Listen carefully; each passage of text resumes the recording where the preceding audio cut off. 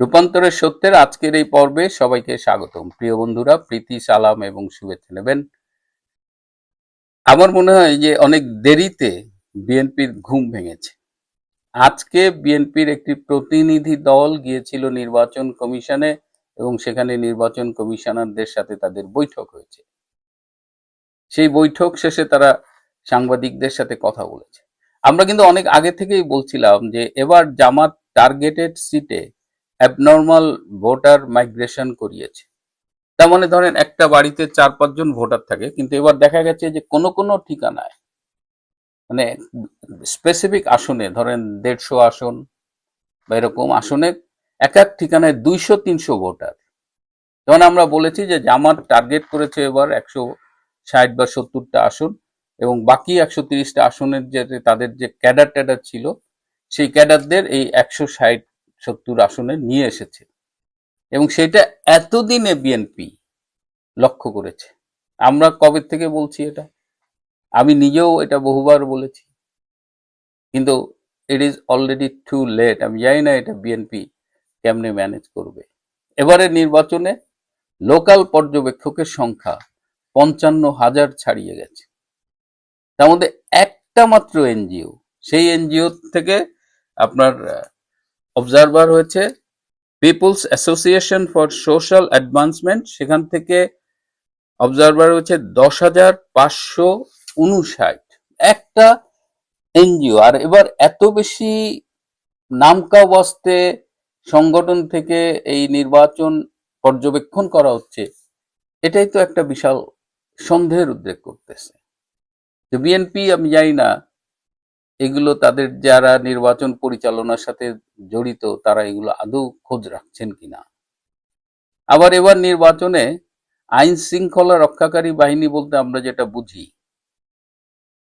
Police, BGB, RAB বা army কিছুটা দায়িত্ব পালন করবে, কিন্তু এবার আইন শৃঙ্খলা রক্ষাকারী বাহিনী নামে আরো কিছু বিভিন্ন নাম, ছোটখাটো সংগঠন সংস্থাকে ঢুকানো হচ্ছে। স্কাউটরা থাকবে, বিএনসিসি যে ন্যাশনাল ক্যাডেট কোর তারা থাকবে। তো এগুলো তো সাধারণত থাকে না, কিন্তু এগুলো জামাত যেভাবে ডক্টর ইউনূস, প্রশাসন সব মিলে যে একটা ইলেকশন ইঞ্জিনিয়ারিং করার চেষ্টা করছে, এটা তার একটা অংশ। এছাড়া প্রত্যেকটা আসন কেন্দ্রিক শান্তি কমিটি গঠিত হচ্ছে।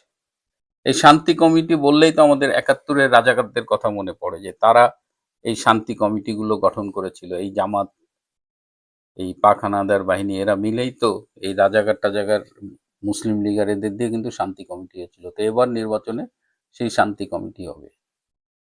তাহলে নির্বাচন, এমনিতেও আওয়ামী লীগ নাই, 50% নাই, সুতরাং এই নির্বাচন বিতর্কিত।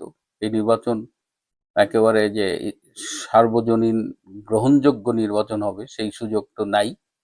তারপরেও যা হচ্ছে, সেখানে জামাত তার মতো করে ইলেকশন ইঞ্জিনিয়ারিং করছে। আর বিএনপি মোটামুটি এই 17 মাস ব্যস্ত ছিল টেম্পু স্ট্যান্ড, চাঁদাবাজি, নির্যাতন, ধর্ষণ, যা যা করা যায় এগুলো করছে, মিথ্যা মামলা বাণিজ্য। আর এখন তাদের কথাবার্তা, ব্যবসা দেখলে মনে হয় তারা ক্ষমতায় চলে গেছে, কিন্তু তলে তলেতে জামাত একেবারে গোড়া কেটে দিচ্ছে সেই হুঁশটা নাই।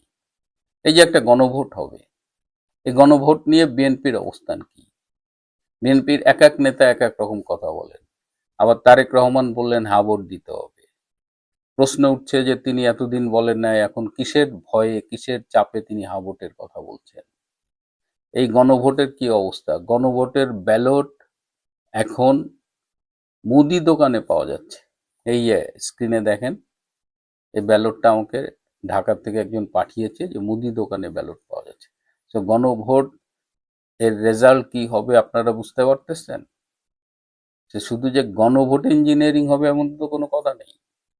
জামাত তো তার মতো করে এই সংসদ নির্বাচনেও ইঞ্জিনিয়ারিং করবে, এবং কারচুপিগুলো এত ওয়েল প্ল্যান্ড, মেটিকুলাসলি প্ল্যান্ড বলা যায়, যে বিএনপি এমনিতেই বোঝা যাচ্ছে যে অনেক দেরিতে ঘুম ভাঙছে।